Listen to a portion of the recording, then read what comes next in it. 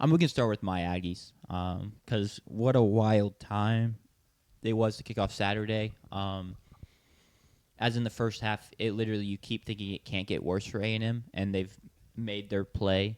That's like their lowest play of the day, in terms of whether it was a Marcel Reed terrible interception or a defensive bust, or a missed field goal, you name it, a bad penalty, and it just kept happening and happening and happening. And credit to South Carolina for coming out firing. Lenore Sellers looked good. They were mixing up the play calling a little bit, considering they fired Mike Shula. This was their first game with the new play caller. Moving the pocket, giving us some different looks. And then the offense, can't get any run game going. Yeah. And I think we panicked a little bit and went away from it almost completely when there's still so much time left in the game. And then Marcel Reed gets panicked and can't make a read to save his life. And then when he does make a good read and throws a good pass, the receiver literally drops it. Thinking about KC Conception in the end zone, drops one that hits him in the chest. Yep. Mario Craver for a first down along the sidelines drops one. Horrendous football. And then you have Nick Harbor with the cop in the tunnel that got a lot of buzz. It was just terrible all around. Johnny Manziel's on the sideline in his goofy little hat, watching it unfold. Wild hat, by the way. I still don't know why he was wearing that. And so all that happens, and we get to halftime, and we're down 30-3. And Shane Beamer walks in the tunnel, hyping up the crowd, doing his thing. And it was like, this kind of feels like game's over. A&M obviously didn't agree. They were doing to y'all what y'all did to LSU. Yeah, to an even greater degree. Yeah. And then I just can't believe how easy we made it look, which is half credit to us, and also South Carolina just shut down. As soon as we got the momentum back, they didn't really offer much resistance. But scroll to, I don't know the exact time, but yeah, we score with to take the lead, and there's still 9+ minutes left in the game. That's I think what I mean by it was almost felt so easy. I was like, almost immediately we're kind of back in this game. Key play, Marcel Reed 4th and 12 scrambles. Linebacker comes up to tackle him 5 yards short of the stick, and he just hits a little stutter step and gets around him. Scoots gets the first. We end up scoring a touchdown off of that. Shout out Isaiah Williams' first catch of the year was our first touchdown of the day because Mario Craver at that point was no longer playing in the game. Very resilient, very impressed, but also just very relieved that we got the dub, especially considering we announced we extended Elko. Yeah, that morning. But, if you think about it, it really wasn't that hard of a comeback. All you needed was a stop and a score and a stop and a score and a stop and a score and a stop and a score. Well, flip that, but yeah, because we got ball first. Sorry, a score and a stop and a score and a stop and a score and a stop and a score and a stop. But we really did make it so easy, and I feel like that has to mark the end of the Shane Beamer era at the end of the season. Just pure outrage from South Carolina fans. Yeah. But I don't know if you all have any thoughts on that game. It was just why. Biggest comeback in SEC history in terms of an SEC versus SEC matchup. Yeah. South Carolina started 3 for 7 on third down. They finished 4 for 15. Yeah, we got back to our ways in the second half. We gave up 78 yards of offense in the second half. Yep. Yeah, massive difference. A&M's drive chart, you compare them half to half. It's a lot of words here, but field goal, missed field goal, the fumble return for a touchdown for South Carolina. Yeah. 3 and out, 5 and out, missed field goal after a pick by Lenore Sellers in plus territory. We returned it to our own 12-yard line or something like that. Interception on the second play, halftime. Second half, 8 plays, 35 yards, touchdown. 7 plays, 70 yards, touchdown. 2 plays, 80 yards, touchdown. 10 plays, 98 yards, touchdown. And then a fumble, knee it out into the game. Which, real quick, that fumble, I thought we were going to lose. I don't know if you saw the play that fumble was, but it's 3rd and 1 on the goal line, and we direct snap it to the halfback with an option for him to just basically dive or pitch it to Marcel Reed. Well, he's a true freshman running back, never has to make those kinds of decisions. The defensive end comes through, gets a great burst off the edge, and gets in his face pretty quickly. and so he just turns and fires a pass towards Marcel Reed, which goes behind Marcel Reed, and they get on it for a touchdown, or a recovery, sorry. Insane play call on 3rd and 1 from the goal. I had some friends arguing with me like, no, it was the right play call. It was there. But I'm just very much like, you need 1 yard while you're introducing that many variables, and also it's literally a true freshman running back. Marcel Reed's been cooking just put it in his hands at that point. Yeah, 3rd and 1 in the second quarter from like your own 42-yard line. That might be a fine call. Maybe up 17. 2nd and goal from the 1-yard line. That's an okay call. Yeah. Maybe not the biggest play of the game. At that point. Because also, like, at that point, the run game, we had started to lean on them a little bit in the run game. I agree, like, especially in the first half when we could get nothing in the run game. They were dominating our offensive line. Like, okay, maybe, you need to throw in a wrinkle to get a yard. But at that point, our offensive line kind of had remembered to, like, had found their physicality. And just South Carolina's defense has been on the field for, I don't even know how many minutes in the second half. Had to be a ton. Just a crazy play call. It worked out because Lenore Sellers basically takes 2 sacks in a row and then tries to scramble for the first on 4th and 16. Which is not the best move, but also nothing was open downfield. Yeah. So I have talking about the run game, I have the by half rushing statistics. In the first half, South Carolina had 18 carries, averaging 6 yards a carry. Y'all had 11 carries. Do you know how many yards per carry you averaged? -1. It was -0.8. -0.8, yeah. Yeah. And then in the second half, South Carolina, 15 carries for 0.9 yards per carry. So, everything about the game flipped. The dynamic flipped entirely. It was crazy. Time of possession flipped almost exactly 17 and a half minutes for South Carolina, and then 17 and a half minutes, or 17:45 in the second half for y'all. So, almost a mirror image of a game. It's a perfect way of putting it. It's about the ultimate tale of two halves game you'll ever see. Just truly wild. Shout out the fans. I mean, I wouldn't expect anyone to leave. You're the number 3 team in the country, but everyone was there still come second half. Everyone was still fully bought in. Just kind of praying that the team gave them something to get loud about. And as soon as they did, they took it and ran with it. If they didn't score a touchdown on that first drive, Correct. I think that's when it kind of empties out because you still hold out hope there. Only down 27 at the time. It's a little moment that kind of passes by, and you don't think much of it when it happens. But Shane Beamer botched the end of the first half. And to be honest, I think that is a large part. And now, of course, there are, 50-something plays in the second half. Yeah. I think it's a large part in the reason that they lost this game. They pick up a first down on a 14-yard run, and he just kind of waits to, call a timeout, and they completely just botch as they have first and goal from the 9. Yeah.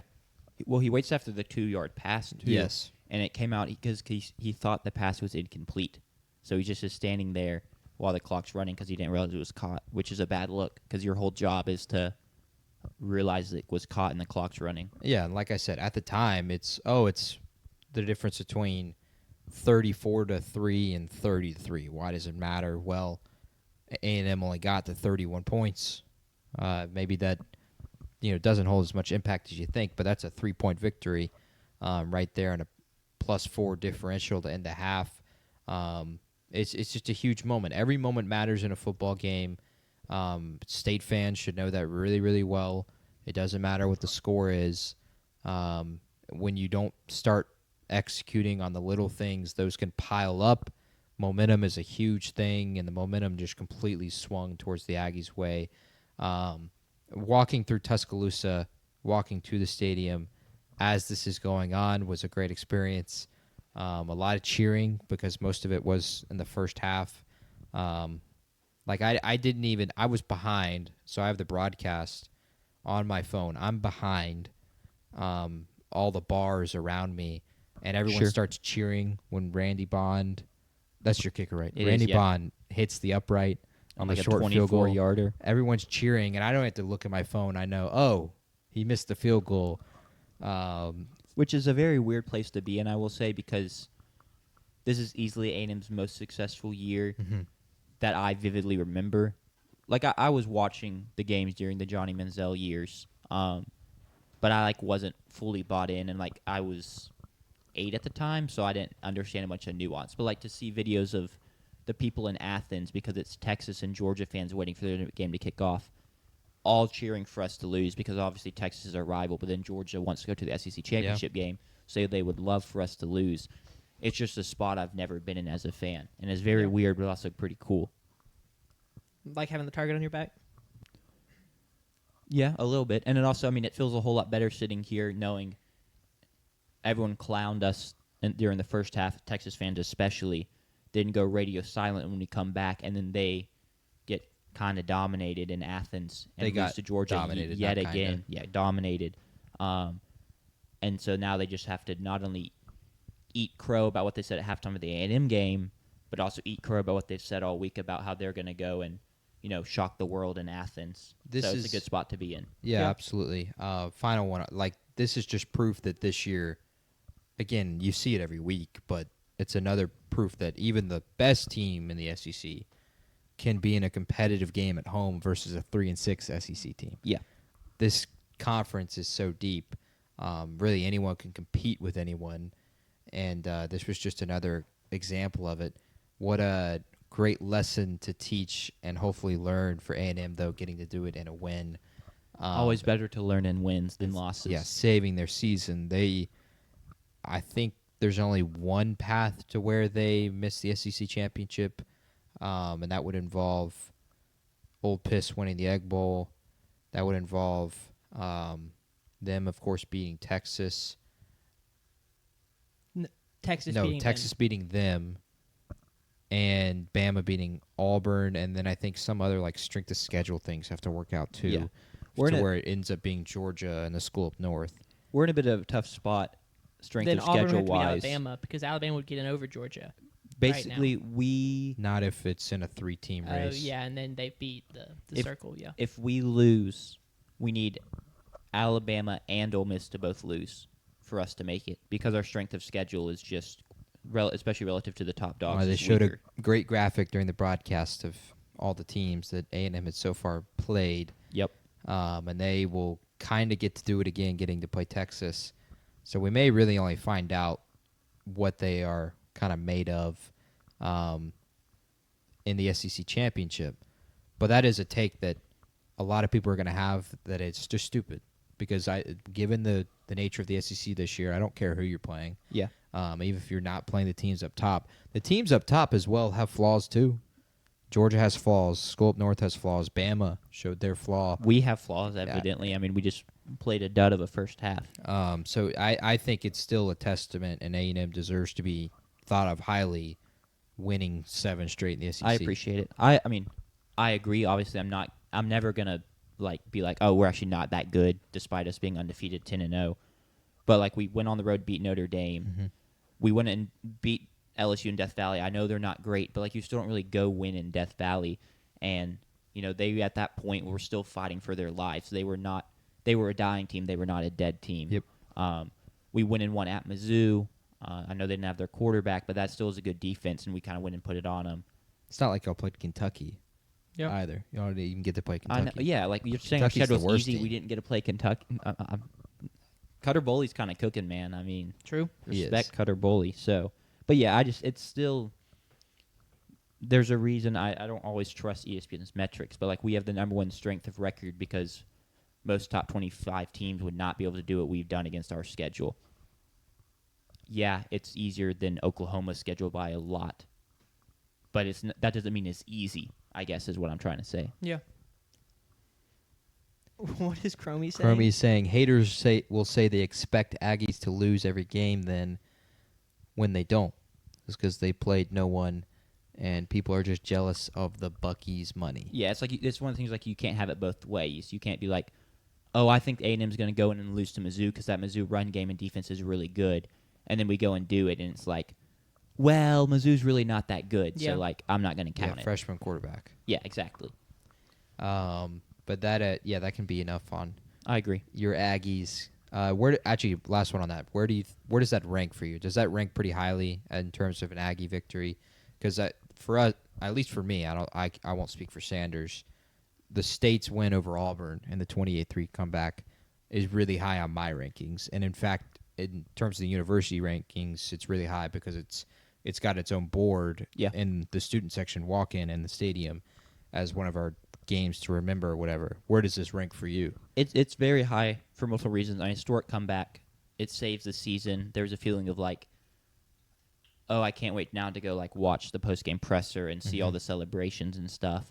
But also, South Carolina was our SEC East permanent rival. This is the last time we'll play them every year because they're not one of our permanent opponents the next 4 years. They've beat us twice since we joined the SEC, I believe, so we don't really lose to them. But they beat us last year and kind of was kicked off the derailing of our season. And then in the first quarter, Shane Beamer's talking about that. It's like, oh, we beat them by 24 last year, so like we know we can beat these guys. Like we've done it before, we can do it again. And so that was like, all right, bro, that didn't really sit right with me. But then he's trouncing us, so I have to respect it.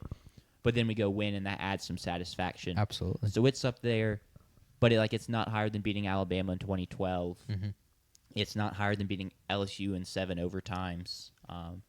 Top 5, that's probably what I would say. Yeah, it gets to be a YouTube highlight you get to turn on every once in a while because you get to see how the comeback happened. I'll start at the first half. I really do. I feel like you got to watch the whole first half because, like, for me, I'll go back and watch if it like pops up in my suggested for no reason the 28-3 comeback for the New England Patriots. Sure.